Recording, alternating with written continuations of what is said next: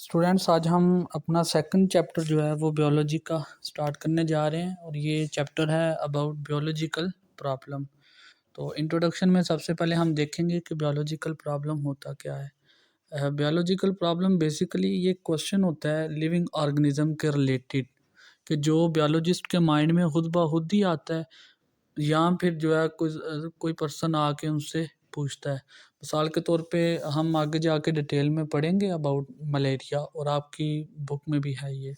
तो अब देखें, ये एक बायोलॉजिकल प्रॉब्लम है।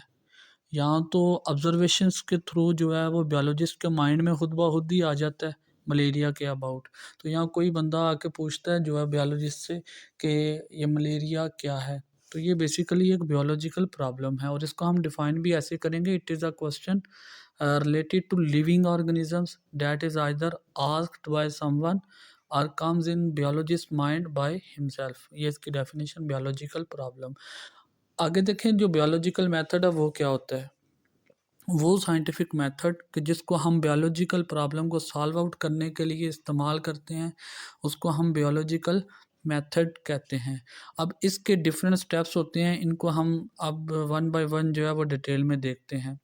तो जो फर्स्ट स्टेप है बायोलॉजिकल प्रॉब्लम को सॉल्व करने का, वो क्या है, recognition of the biological problem, यानी कि identification of the biological problem. सबसे पहले हमें ये आइडेंटिफाई हो, हमें इस चीज़ की पहचान हो कि बायोलॉजिकल प्रॉब्लम क्या है। Biologist go for adopting biological method when they encounter some biological problem. Means के जो बायोलॉजिस्ट होते हैं, जब उनको वो किसी बायोलॉजिकल प्रॉब्लम को फेस करते हैं तो फिर वो क्या करते हैं, उसके बाद जो है अपने बायोलॉजिकल मेथड को उसके अकॉर्डिंग जो है वो लेके आ रहे होते हैं, अडॉप्ट करते हैं। फॉर एग्ज़ाम्पल हम यहाँ पे जो है वो लेते हैं मलेरिया को ही बायोलॉजिकल प्रॉब्लम के तौर पे।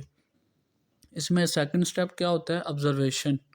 ठीक है, आपको पता है ऑब्जर्वेशन जो है मुशाहिदा करना, मीन्स कि हमने देखा मलेरिया जो है ये एक बायोलॉजिकल प्रॉब्लम है, फिर हम उससे रिलेटेड जो है वो ऑब्जर्वेशंस करना शुरू कर देते हैं कि क्या कि मलेरिया की काजेज़ क्या हैं। ठीक है, और ये जो ऑब्जर्वेशंस हैं आर मेड विद 5 सेंसेस, mean vision, hearing, smell, taste and touch. ठीक है, and these are common things which we use for the observation purposes। ठीक है, अब ऑब्जर्वेशन जो है वो दो तरह की हो सकते हैं, क्वालिटेटिव भी और क्वांटिटेटिव भी। ठीक है, क्वालिटी जो है वो क्वालिटेटिव में आ रही होती है कि जिनमें हम किसी चीज़ को जो है उसकी क्वालिटी की बेस पे देख रहे होते हैं, और क्वांटिटेटिव में वो फिगर्स में आ रही होती है। ठीक है, अब देखें, एक ये इंपॉर्टेंट पॉइंट है जिसको मैंने बोल्ड किया हुआ है, quantitative observations are considered more accurate than qualitative ones because the former are invariable and measurable and can be recorded in terms of numbers. कि जो क्वांटिटेटिव ऑब्जर्वेशंस होती हैं वो क्वालिटेटिव ऑब्जर्वेशन से ज़्यादा एक्यूरेट होती हैं, वो ज़्यादा ऑथेंटिक होती हैं। उसकी वजह क्या है, एक तो वो इनवेरिएबल हैं, यानी कि वो चेंज नहीं हो सकती, और उनको हम मेजरेबल हैं, वो मेजर भी कर सकते हैं, और वो जो है वो नंबर्स की फॉर्म में हमारे पास जो है वो आ रही होती हैं। Observation also include reading and studying what others have done in the past because scientific knowledge is ever growing. ठीक है, ऑब्जर्वेशन में एक तो हम जो है वो अपने सेंसेस को यूज़ करके न्यू मटेरियल भी इकट्ठा कर रहे होते हैं, लेकिन हम ऑब्जर्वेशन में जो हम जिस तरह से हमने बायोलॉजिकल प्रॉब्लम मलेरिया को लेके भी चल रहे हैं, तो ऑब्जर्वेशंस में हम क्या दो तरह के स्टेप करेंगे। एक तो हम पर्सनली उसको अपने सेंसेस यूज़ करके उसके अबाउट डाटा इकट्ठा करेंगे, और सेकंडली हम क्या करेंगे कि इससे पहले मलेरिया पे जिन साइंटिस्ट ने, जिन बायोलॉजिस्ट ने वर्कआउट कर लिया हुआ है, हम जो है वो इनका मटेरियल भी देख रहे होंगे।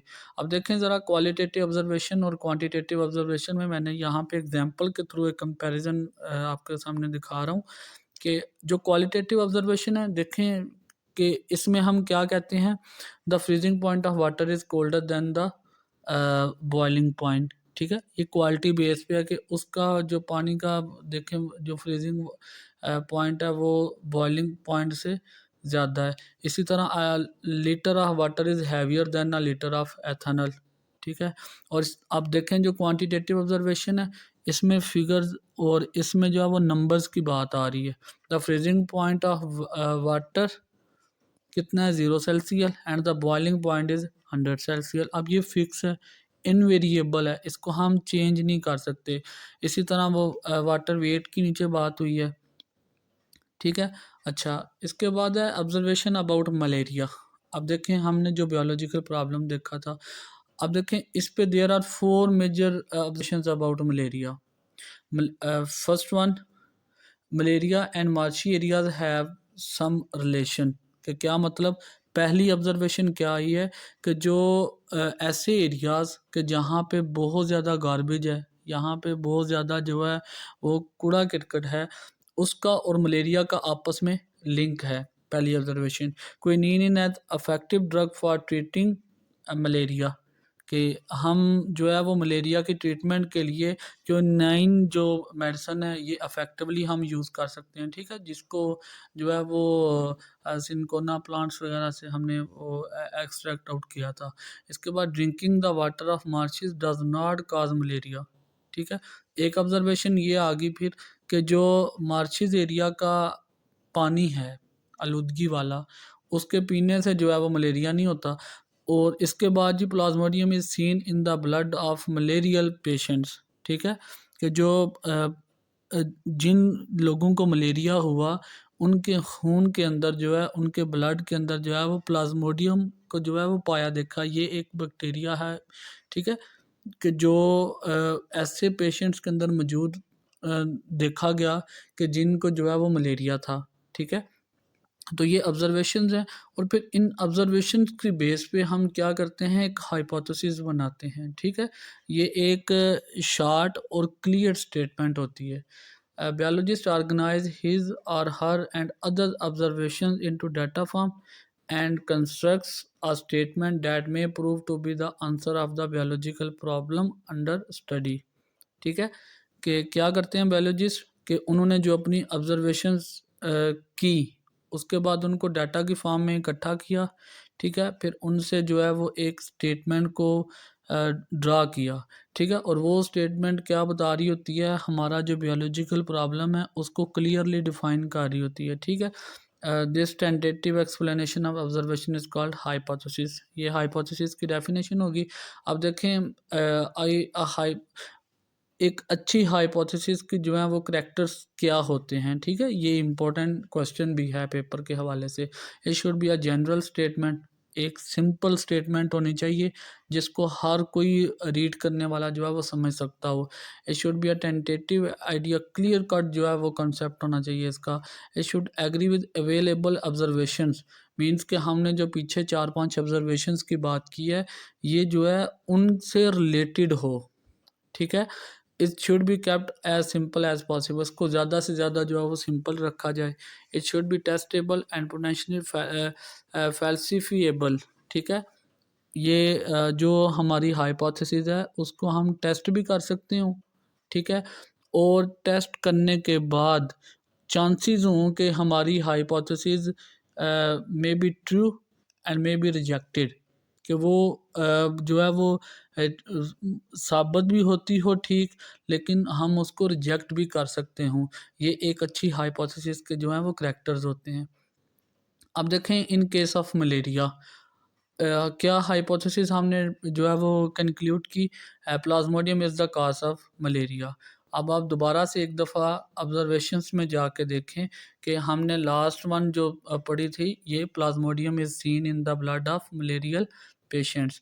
तो हमने इसकी बेस पे जो है अपनी ऑब्जर्वेशन की बेस पे हमने देखें क्लियर कट और सिंपल जो है वो हाइपोथेसिस ड्रा की है कि plasmodium is the cause of malaria. अच्छा, हाइपोथेसिस के बाद हम करते हैं डिडक्शंस, ठीक है। कि हम जो है वो डिडक्शंस का मतलब होता है किसी चीज़ को रिड्यूस करना, ठीक है, उसका साइज जो है वो कम करना। Deductions are the logical consequences of hypothesis, means के जो डिडक्शन है इसके अंदर हम क्या करते हैं कि हमने जो हाइपोथेसिस अपनी ड्रा की है उसका टू द पॉइंट जो रिज़ल्ट हमें नज़र आ रहा होता है हम उसको डिडक्शन में कर रहे होते हैं। For this purpose a hypothesis taken as true और डिडक्शन करने के लिए हम जो हाइपोथेसिस है उसको जो है वो सच मान के चल रहे होते हैं, ठीक है। जैसे हमने यहाँ पे पढ़ा कि plasmodium is the cause of malaria, ये हमने हाइपोथेसिस ड्रा की, तो डिडक्शन में हम क्या करेंगे, इसको हम ट्रू मानेंगे, ठीक है। और फिर उसके बाद हम इस पे जो है इसको डिड्यूस करेंगे, ठीक है। और डिडक्शन के लिए मोस्टली जो हम वर्ड यूज़ कर रहे होते हैं, this involve the use of if and then. अब देखें जैसे हमने जो है वो हाइपोथेसिस जो की थी कि plasmodium is the cause of malaria, इसकी डिडक्शन देखें आप। If plasmodium is the cause of malaria then all person ill with malaria should have plasmodium in their blood, ठीक है। हमारी हाइपोथेसिस ये है कि जो मलेरिया है वो प्लाज्मोडियम की वजह से होता है, और हम डिडक्शन में कह रहे हैं कि अगर प्लाज्मोडियम की वजह से मलेरिया हो रहा है तो हर शख्स जो मलेरिया के साथ बुखार में है, फीवर में है, उसके खून में प्लाज्मोडियम होना चाहिए। इसके बाद जब हमने डिडक्शंस कर ली तो हम क्या करेंगे, एक्सपेरिमेंट करेंगे, ठीक है। The most basic step of biological method is experimentation, ठीक है। Biologist performs experiments to see if hypothesis are true और नॉट, ठीक है। एक्सपेरिमेंट्स हम करते हैं कि क्या हमारी हाइपोथेसिस करेक्ट है या नहीं। The incorrect hypothesis are rejected and the one which proves correct is accepted. जो हाइपोथेसिस हमारी गलत साबित हो जाए उसको हम रिजेक्ट कर देते हैं, और जो ठीक हो उसको हम एक्सेप्ट कर लेते हैं। And accepted hypothesis makes further predictions that provide an important way to further test its validity. फिर उस हाइपोथेसिस की बेस पे हम जो है वो मज़ीद जो है प्रेडिक्शंस कर सकते हैं, मज़ीद उस पर जो है वो हम वर्कआउट कर सकते हैं। Experimentation in case of malaria देखें जी, एक्सपेरिमेंट, ठीक है। हमने बोला कि डिडक्शन में जैसे हमने बात की या हमने जो अपनी हाइपोथेसिस ड्रा की थी कि मलेरिया जो है वो प्लाज्मोडियम की वजह से हो रहा है, तो डिडक्शन में हमने बोला कि हर पेशेंट जो मलेरिया की वजह से बुखार में है उसके खून में प्लाज्मोडियम होना चाहिए। तो उसके लिए हमने एक्सपेरिमेंट क्या किया कि हमने 100 मलेरियल पेशेंट्स को लिया, ठीक है, और उनका जो ब्लड है उसको लेके माइक्रोस्कोप स्कोप के अंदर जो है उसको एग्जामाइन किया, ठीक है। और फिर चेक करने के लिए कि क्या हमारा जो है वो हाइपोथेसिस ठीक है या नहीं, फिर हमने जो 100 नॉर्मल पर्सन थे, हेल्दी पर्सन थे, उनका भी ब्लड लिया और उनको भी माइक्रोस्कोप के नीचे देखा। तो फिर हमारे पास एक्सपेरिमेंट के बाद जो रिज़ल्ट्स आए, तो अब देखें जो एक्सपेरिमेंटेशन के बाद नेक्स्ट स्टेप है वो है सिमराइजेशन ऑफ रिज़ल्ट्स। इसमें हम क्या करते हैं कि जितना भी हमारे पास रिज़ल्ट आ जाता है उसको हम जो है वो एक ऑर्गेनाइज्ड फॉर्म में इकट्ठा कर लेते हैं, ठीक है, और क्वांटिटेटिव वे में, ठीक है। Biologist gather actual quantitative data from experiments. Data for each of the groups are then averaged and compared statistically, ठीक है। The results of experiment show that almost all malarial patients have plasmodium in their blood। अब देखें हमने experiment किया, उसमें हमने 100 people ऐसे लिए कि जिनको मलेरिया था, और 100 पीपल्स ऐसे ऐसे लोगों का जो है वो हमने ब्लड सैंपल लिया कि जिनको मलेरिया नहीं था।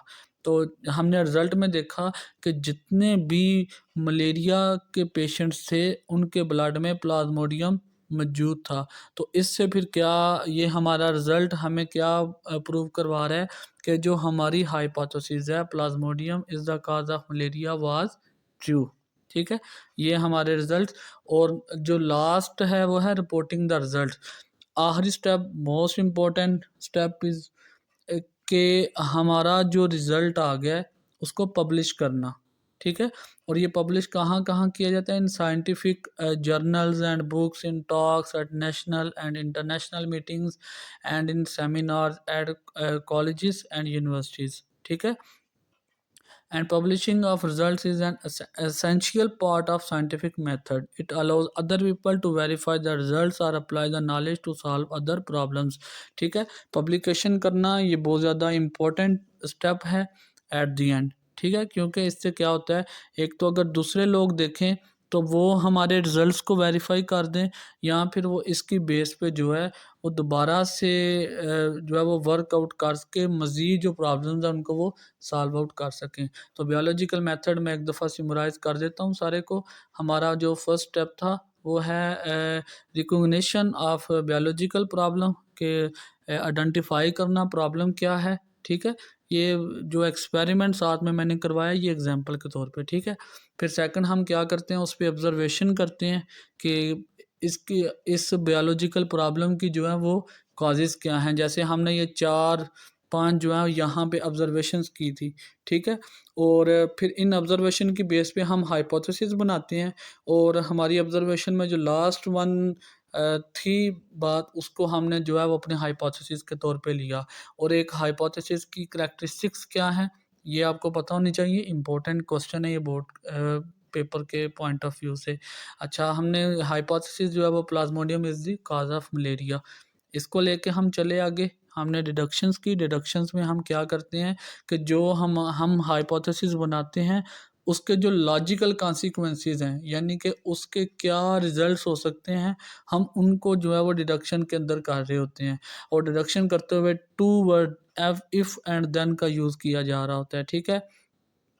फिर उसके बाद हम जो है वो डिडक्शन की बेस पे एक्सपेरिमेंट्स करते हैं, ठीक है। एक्सपेरिमेंट्स में हम क्या कर रहे होते हैं कि हम चेक आउट कर रहे होते हैं कि हमारी हाइपोथेसिस जो है वो करेक्ट है भी कि नहीं, ठीक है। एक्सपेरिमेंट फिर हमने इन केस ऑफ मलेरिया किया, उसमें 100 जो है वो मलेरियल पेशेंट्स का ब्लड लिया, 100 जो है वो हेल्दी पर्सनस का ब्लड लिया। उस पर जब हमने एक्सपेरिमेंट किया तो हमारे रिजल्ट्स में आया कि जो है तमाम वो लोग के जो मलेरिया के पेशेंट्स हैं उनके ब्लड में प्लाज्मोडियम जो है वो प्रेजेंट है, जिससे हमारी हाइपोथेसिस करेक्ट जो है वो करेक्ट जो वो है प्रूव हो गई है, ठीक है। और एट दी एंड क्या करना होता है कि जितने भी आपके रिजल्ट्स हैं आप उनको पब्लिश करें। जब आप पब्लिश करेंगे उसका फ़ायदा क्या होगा, एक तो ये है कि other peoples to verify the results, कि वो आपके रिज़ल्ट्स को वेरीफाई करेंगे। और इसके अलावा वो इसकी बेस पे जो है वो अपना नॉलेज यूज़ करते हुए अदर प्रॉब्लम को भी सॉल्व आउट कर लेंगे। अगर किसी का कोई क्वेश्चन है स्टूडेंट्स तो आप जो है वो कमेंट्स में मुझसे पूछ सकते हैं। और अगर किसी को ये स्लाइड्स चाहिए हों तो वो भी कमेंट्स में मुझसे कह लें, मैं इंशाल्लाह शेयर कर दूँगा। ओके, अल्लाह हाफ़िज़।